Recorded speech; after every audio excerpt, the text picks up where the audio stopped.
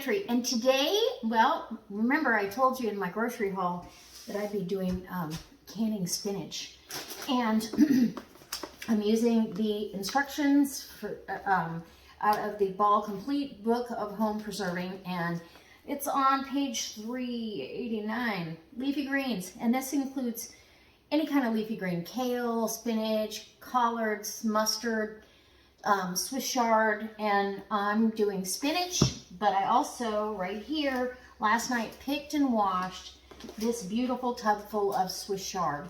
So I'm going to cut that up to smaller pieces, and I'm going to incorporate it in, and hoping we get, I'm not going to get 7 jars, but I'm going to shoot for as many as we can get out of this batch. So it'll be a small batch canning. Over on the stove, I've got my double boiler, that's what I'm going to use to get the greens blanched. And then I've got my canner. I've got a couple tablespoons of vinegar in there, and I've got a pot of water behind that.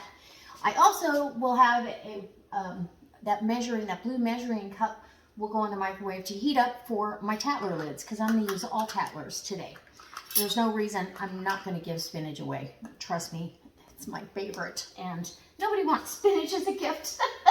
So let me bring you in close, and I'll get these greens cut up, and then we'll get to blanching these. These are look how huge these bags are. This is only 2.5 pounds of spinach. And it literally says that you need roughly 2 pounds to make a pint jar full of cooked canned spinach.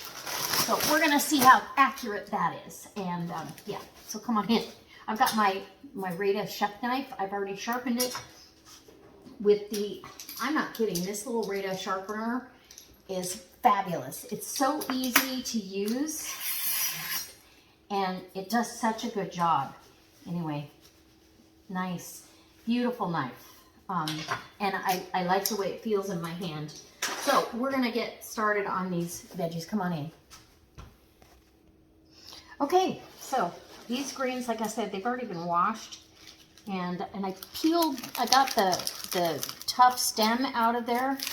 These are a little heftier, so when you're looking at how much stuff you need to can, how many pounds you need to can with, it'll say from so many cups to this many pounds, because, not cups, but pounds, because different greens have different volume. These are kind of a heavy volume, thicker leaf than spinach, so that's why. And I just put some paper toweling in here so I could layer it. Whoops, I could layer it and kind of soak up some of the moisture. But there we go. I think that's it. And let me get the 2 that dropped and rinse them again. All right. No harm, no foul, right? So I'm gonna throw these back in to the mix. Let's see how I can do this. Yeah, okay. So after I get it cut up, it's going right back into that side of this, because I want to actually incorporate this in with the spinach as well. And when the Swiss chard out in the garden matures, oh, trust me when I tell you, I will be canning it all. Because I love canned greens, especially when you do it yourself. It doesn't have that metallic flavor, and Swiss chard is one of the sweeter greens, or it is the sweetest green actually. So it cans up beautifully, and I have never done greens for you because it is kind of a little bit of a routine. You've got to blanch these and get them wilted. You got to really get into the debubbling. And you got to pack them, ouch, hot, and don't cut your finger. It won't be good. That knife is sharp. All right. So there you go. When I get this all done, I'll show you how I incorporate the 2 together. Okay? Okay, so this is ready to start blanching. And spinach is triple washed. So I'm just going to start a pound or 2 at a time. get it in there. And whoops. And we're going to chop this after the fact, just a rough chop per the instructions. And this chard has already been chopped. So, ooh, it's already wilting down. Okay. So let's get this wilted. Woo, I'm so excited. Absolutely fantastic. So we should be able to do a pound, 2 pounds at a time here. I got a bunch of men down. And even in my canning water. Okay. So we'll put the lid back on. Give that a minute or two. As soon as that's done, I'm going to pull it out. This has, you know, can strain. I'm going to pull that out and empty it into our my stainless steel bowl here, and where I will do some chopping. Chop, chop. And maybe with kitchen scissors. Just get the big pieces. All right. We'll be back. Okay, so the first batch is done. It just takes a minute or two. Literally. Look at that. And we got you blanched, wilted, whatever you want to call it. So that's great. I can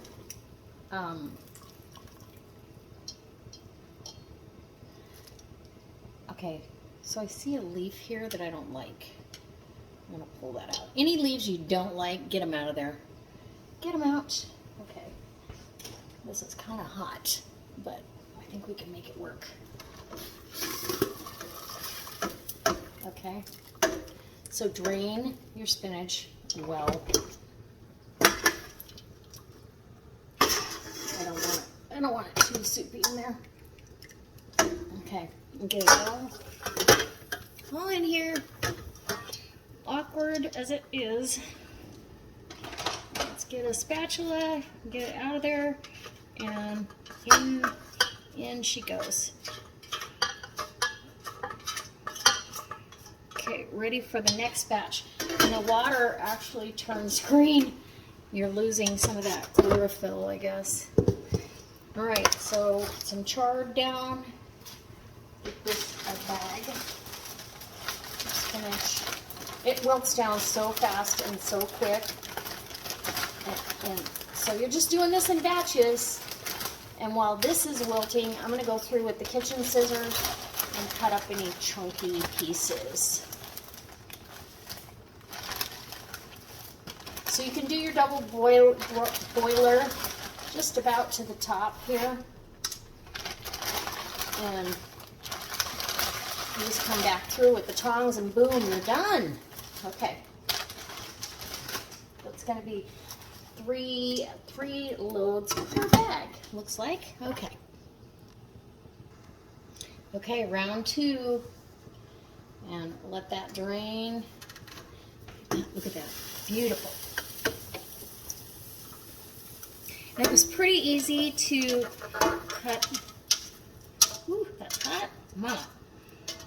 It was pretty easy to cut up the grains in here. Set that back down, and can you see the water's turning green? Yeah. Okay. Let me get a strainer and I'll scoop that out of the water.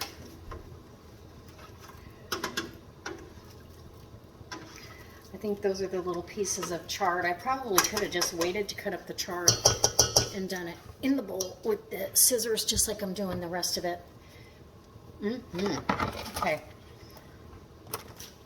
Get that chard down in there.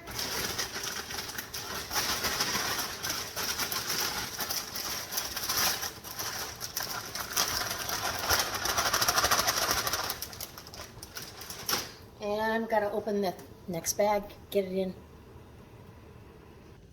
Okay, so I'm all done, and they are all in here.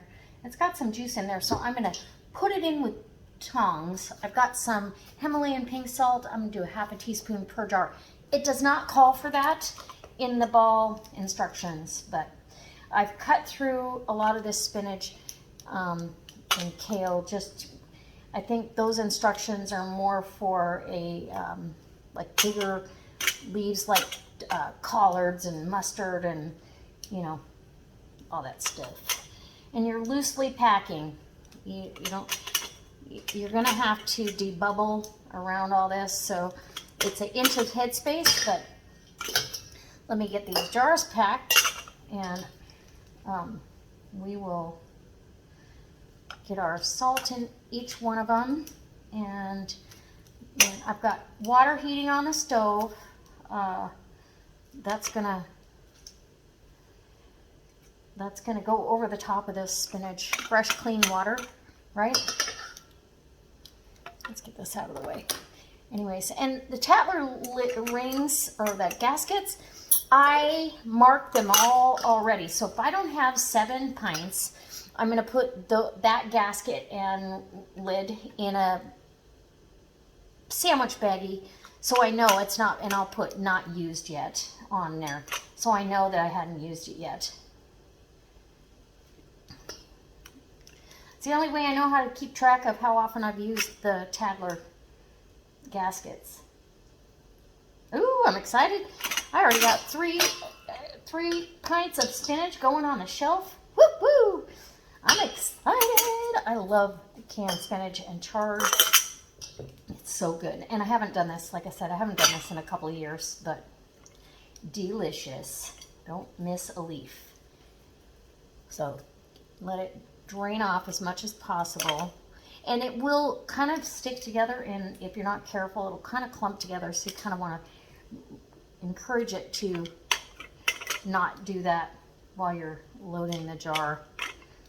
And the debubbling process is super important. You're going to see, though, that these will shrink down even further, and you almost get like a half a jar, a half a jar of spinach. So don't be shocked, but it's delicious. It's going to turn a deep dark green, and it's so good for you. In the middle of winter, you get, you know, summer bounty. Okay. Woo! I'm excited. I might get 7 pints. Holy shnikes. Wow, that's amazing. I didn't think I would. So now we know. I think it's because the chard leaves are thicker and heavier. Yeah, I'm going to get 7 pints. I might even have some for dinner. Whew, which won't break my heart. I am super excited about this, guys. Okay. I might add to each one too, just to make sure they're super full. They'll as long as I get all the air pockets out. That's the secret with greens. 7 pints. Oh my goodness. So now I know about what I need as far as how many greens I need to get 7 pints, because I wouldn't mind, well, when I go to, this will last me till I get my chard in jars. But there we go. All done. Perfect. And not much left. Very little. All right. Enough maybe for a serving. I'll eat that for lunch. Okay. So we're going to put a half a teaspoon of salt in each jar. Okay. I put a half a teaspoon of salt in each jar, just on top. And now I'm going to fill the jars with water. And it's not going to take much. You're going to get in there and debubble this, the doozy out of it. You want to get down in the middle, along the sides, everywhere. Anywhere air pockets can hide. I don't know. Can you see that? So really get after the debubbling process. You only want 1 inch of headspace, and right there I've got too much. So I'm going to get some of that out. It's just liquid that needs to come out. So, because my greens are down.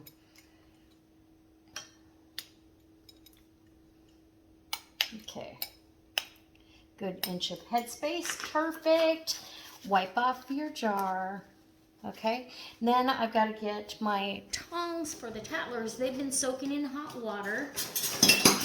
Sorry. The gaskets are on. You're going to get that in place. Now these are the old school tattlers. You tighten, back off just a little bit. So it's very, this ring is only there to hold the lid down on top in the right spot. It's not to prevent anything from seeping out. But look at all those greens. I love it. Okay, in the canner it goes to wait for the rest. Okay, so I just wanted to show you. This needs to vent hard steam coming out of there. Like Jenny would say, let it vent, steam it like a freight train. Anyways, it's almost done venting, but it should start coming up to pressure while that's happening. It's replacing all the air in the canner. It's steam and hot. All the water is the same temperature, and the air that's left in there is hot, steamy, botulism killing absolute deliciousness. I can't wait. Once that timer goes off, then I'm going to put my weight on, like I told you, for 10 pounds. That's because of my altitude. I'm at 242 feet above sea level right here. So I'll put that 10-pound weight on. You check your elevation.